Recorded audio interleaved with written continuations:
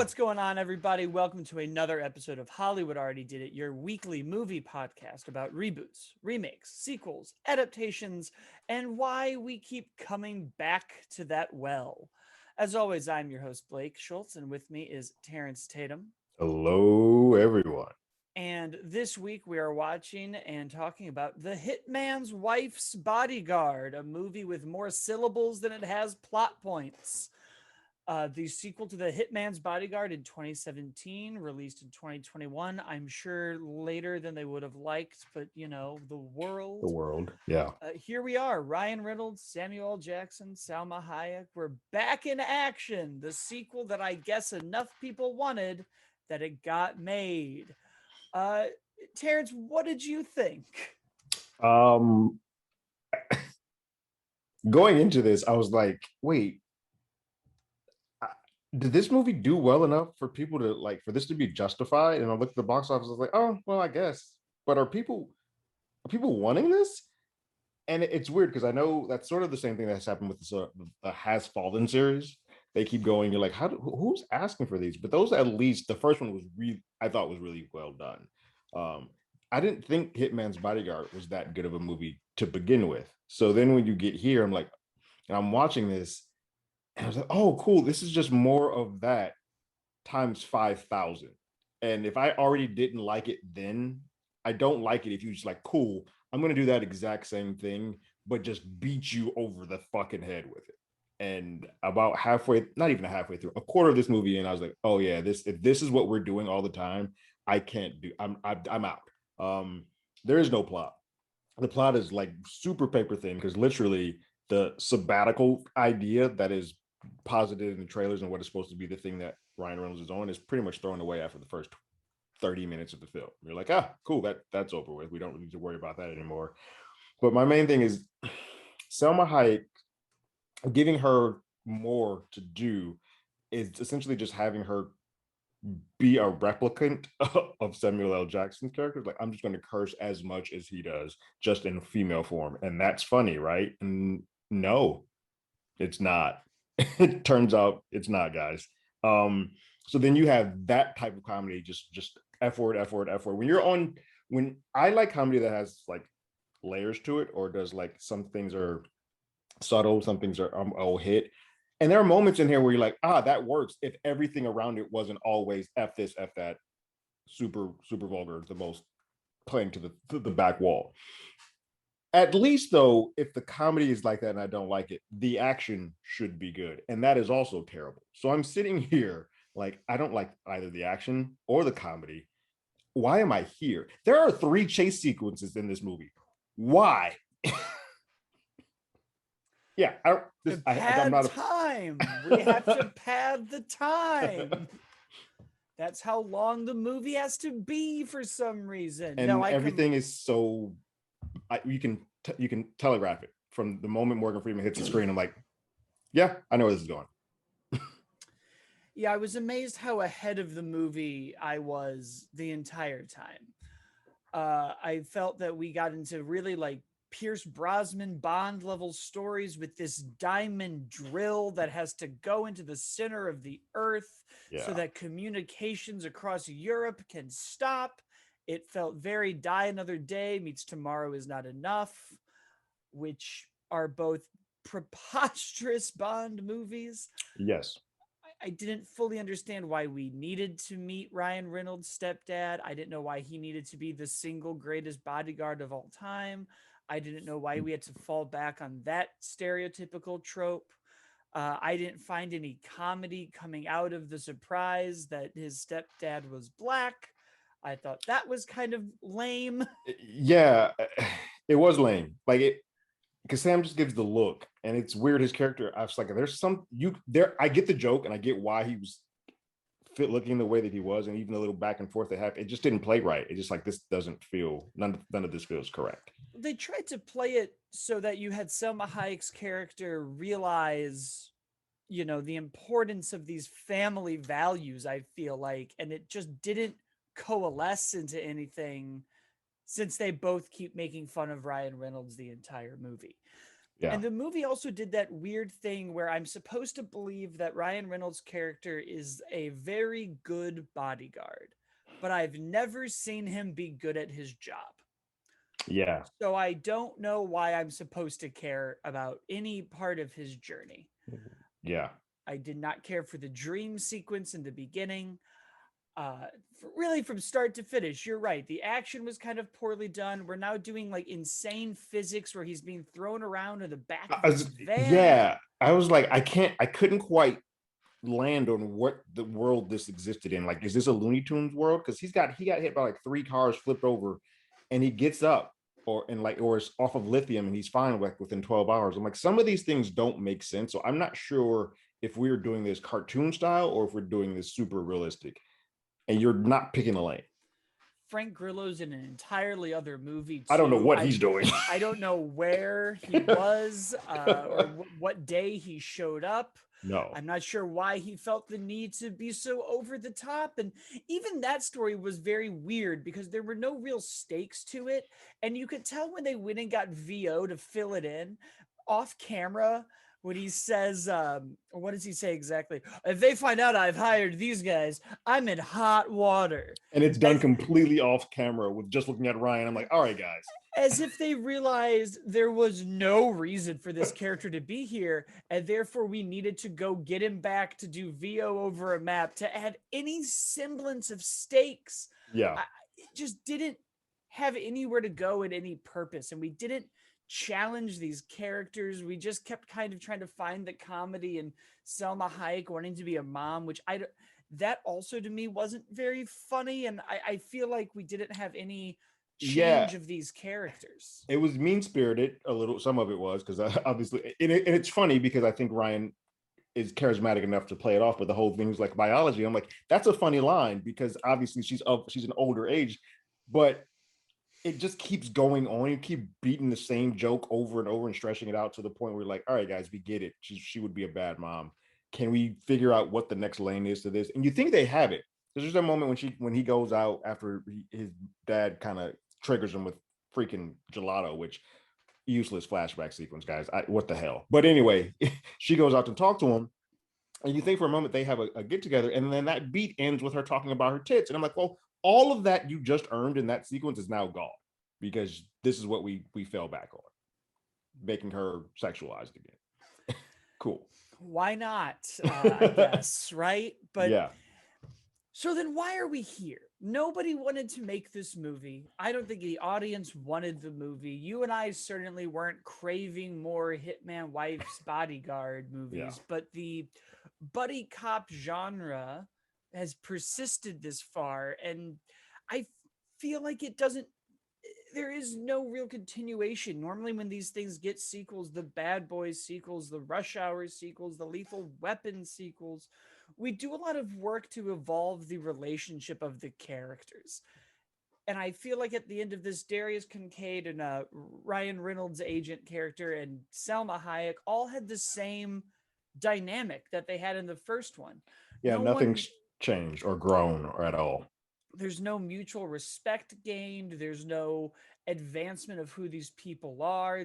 No one learns to care about anything that anybody's a part of. They're just sort of thrown into these situations for no reason. Well, it's weird because I mean, in the first one, it's just Selma's there, but she's the rabbit that they're chasing. So it's just the two of them. But in this film, for the first 30 minutes, it's just Ryan, and then it's just Ryan and Selma. We don't get Darius at all until about the second act of this film. So you're sitting here like, those are the two people that we need to have together, and you've separated them for a good 30 minutes of this movie. So obviously they can't do anything built together because they also weren't together off screen when we have not seen them.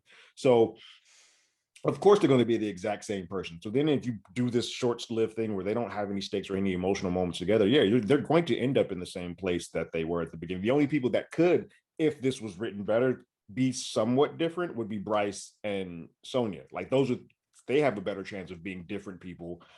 But Samuel L. Jackson is Samuel L. Jackson, and that there's, because of the way this is done, there's no way to really change that. But they had a shot to change the two of them. But because this isn't the film, or this isn't a series that was about the two of them, it was supposed to be Darius and Bryce, and I think they missed the ball on that. And most these buddy cop films, they do that. That's where they lead in from. And if they're going to make it Selma Hayek and Ryan Reynolds, which would have been fine, don't make her the damsel in distress at the end. We then go out of our way to make her in the captured room. Now they have to overcome their differences and go get her. So there's no space in the movie for anybody to grow or change or learn or get to know each other or have any relevant dichotomies where I think when you look at the Bad Boys franchise, each one is taking where those characters are in their lives, throwing them together, pushing each one to understand the other one more and where they are at that point. Where this movie kind of kept trying to position it as we're trying to move on and start a family, but we're also not putting the Hitman world behind us, nor are we very invested in Ryan Reynolds' arc. So we just sort of are playing that for laughs, and the laughs never are strong enough to justify Yep. its existence. I think if the comedy was stronger, what they're doing with the thin plot thread might actually pass. But because the comedy is not, it's just like this plot is terrible. I will say this: it's weird, and they shouldn't be doing the exact same thing. But since you keep bringing up Bad Boys, I keep thinking about it like, oh, Bad Boys sort of did the exact same thing though in part two because Gabrielle Union as a sister was there and she was strong. She was right there with him, and then that last act, which I think doesn't really need to be there. Michael Bay, you should have ended your movie the second ending you had, but then the third ending, she gets captured and they have to go to Mexico I believe it's Mexico to go save her. That happens here again. So I don't know why there's a thing that like, yeah, we'll give you a strong woman. We even put her in all the posters and all the credits. She's right there side by side with you, but she will at some point in time be the reason you have to go do your last mission in this movie because men wrote this. I think that's what happens when you have a diamond drill that's unstoppable to the center of the earth. Yeah. Ridiculous. Yeah. But even, when you look at other sequels in this genre, I feel like buddy cop movies are very evergreen and always relevant because as we sort of explored when we did our Falcon and the Winter Soldier series, they're often talking about why these two characters are paired up, if it's racial tensions, if it's classist tensions, if it's something else. And that also leans into other people learning other perspectives. And this franchise has a chance to do like differences in jobs and ethics, which I don't Right. think we have. Usually it is a white cop and a black cop, or a family man and a single man, or a poor man and a rich man, but they're always on the same side of the law. Right. And this now has the chance to kind of, and it tries to, when you get into Morgan Freeman's philosophy of, you have to be the bodyguard over God and country and family. Your client is the number one, even if they're evil. Right. And I feel like that was a great time for Samuel L. Jackson and Ryan Reynolds to come in the middle of their like conflicting ideologies. And we don't. Instead, No. we just off Morgan Freeman unceremoniously. We've now met this character's stepdad, who he admires and loves more than anything in the world. He's demanding his respect and admiration. We figure out he's the villain, and then he seemingly is able to kill him without much hesitation. There wasn't really any grieving in that. It was a No. very weird thing to have. Someone who quote unquote was supposedly loved his father and loved everything about him the way that he did. I feel like there would have been more or like a reservation to like I'm going to kill him and end his life. Even setting the car on fire, part of it, you think there would have been a little bit more. It just happens for a button of a joke, but you would think that, hey, this car meant everything to you as a kid. You're like, I want to say this is his favorite thing, and it's just well, it's for a joke, so here we go. I get the symbolism of him burning it and destroying it, but it all happened very quickly. Quickly. A lot of the stuff that would have been interesting is like backloaded into this movie, and we do it really So fast. fast. Yeah. And I feel like one of the things that it could have really done to be a good sequel was flip its script a bit more. If you want these characters, again, the other kind of buddy cop movies we've talked about, forcing them to see another point of view, I think you needed to make the stakes a little bit deeper. And if we're going to do this Suicide Squad bomb on the wrist with Selma Hayek, they need to care about that. And I Mhm. think if Ryan Reynolds is on sabbatical, he should have just opted out of the mission And instead of them spending the money, he should have been going to the opera. He should have been going to the hotels. He should have been, you guys are on your own, figure it out, you do it. And the comedy should have come from them trying to get, they Always trying to need get him him back. Yeah, now. always trying to get him back. Yeah. And then we should have met the stepdad. He should have realized what they're trying to do, that they can have a better family than he has, and then push in the middle, get a little bit quicker in the Morgan Freeman villain. And if we're gonna have these, Street Fighter character swap opposites of awesome Hitman and awesome bodyguards, Yeah. don't just make them stagnant characters for them Yeah, to we fight don't and even need to defeat. give them any type of, because I mean, how many times do we have films where we don't give them any type of line or any type of dialogue? Like, cool, they are just the mirror opposite of them, and that's fine enough for me. Like, that's what you can do for this. And they're both posited as these amazing versions of Ryan Reynolds and Samuel L. Jackson, and they get smoked in their only action Pretty scene. quickly. Yeah. Yeah. There's no real adversary for them. It's just like, this was easy, we got them. Yeah, for a movie that had so many things that were like, oh, this person's tough, this person's tough, oh, and there's this world machine that can blow up everything, it all gets tied up so easy that I'm like, wait, then why did any of this matter? Like, none of this setup was important if we got here and it's like, we got off of this in like 5 minutes, this is fun. We end on this button of them adopting Ryan Reynolds. Yeah. I couldn't Sure. stand it. Sure. There was a lot to do, I feel like, in this movie that they just kind of decided not to do. And maybe shorter, more concise, really figure out what your ideas and your themes and your characters are, and why we're here. If we're trying to figure out why do we keep going back to this well, I can only imagine this one was really for money, which is never an answer I like to give, but No. here we are. But this is a genre we've done 100 times. We've now seen it evolve in the Marvel universe in Falcon and the Winter Soldier, and I feel like usually they find new and interesting ways to do a buddy cop movie, and that's why they keep being interesting. And this seems to just kind of, the first one very much was just like the template. Like, it also was a very safe by the numbers movie with two very charismatic leads. To make the sequel safe with three charismatic leads just wasn't really enough, I Yeah. don't think. I agree with you. Like, I sat here, I was like, I still actively like all three of these. All three of these guys are charismatic, and obviously Antonio Banderas can, like, he can read me the phone book and be like, yeah, that's a great looking dude, and he can say whatever he wants. So there's charisma all over the place. It's just not funny and or any of the action like worthy of going through this. So it's kind of just like, we just hired 5 great actors to do nothing, which is a waste. And try to do so much. We've got a stepdad storyline, we have a pregnancy storyline, we have her weird amnesia con background Yeah. story. Ryan Reynolds is on sabbatical, he's in therapy.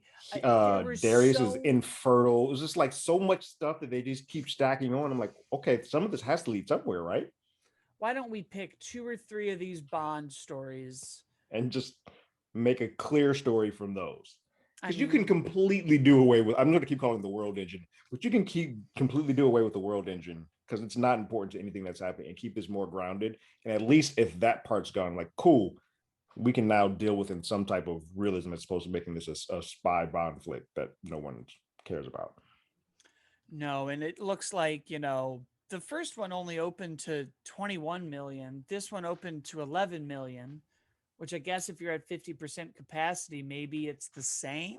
Maybe, but I also know that first one had legs. Like, it stayed around a while. Like, I think it wound up making like 100 and like right under 180 million for its entire run. That's not going to happen with this one because the very next week is Fast 9, and that's the exact same audience, so that's going to change all of this. Yeah. Yeah, there's no way it sticks around. Once you get into July, it gets No. packed. It'll be going up against Marvel movies soon. Yeah. And Well, because the first one, like, and I'll say this, the first one came out in August too, which typically is the dumping ground, but it's also if you're in there and you hit or you find any type of legs, you can go on for a while because you're no longer complete. The May, June, July cycle is gone. August is sort of like if you're one of those weird ones that finds a leg, you can continue on for a couple of weeks. So there's nothing else really coming out anymore. That's not happening here. No, I can't. We're getting inundated with stuff week after week. Yeah, I can't see them doing much beyond it. But that's our show, guys. Thank you so much for tuning in and listening. Of course, you should leave us a review on Spotify or Apple Podcasts or Google Play or wherever it is you have found us. Subscribe to the YouTube channel for more content. Stay here with us. I'm at, as always, Blake. Terrence is at Terrence Tatum. The show is at Hollywood ADI. And we will see you next week because the movies are back. As we can see, though, everyone isn't going to everything. No, they are picking what they want to see. So not much has changed. All right. We'll see you next time. Later.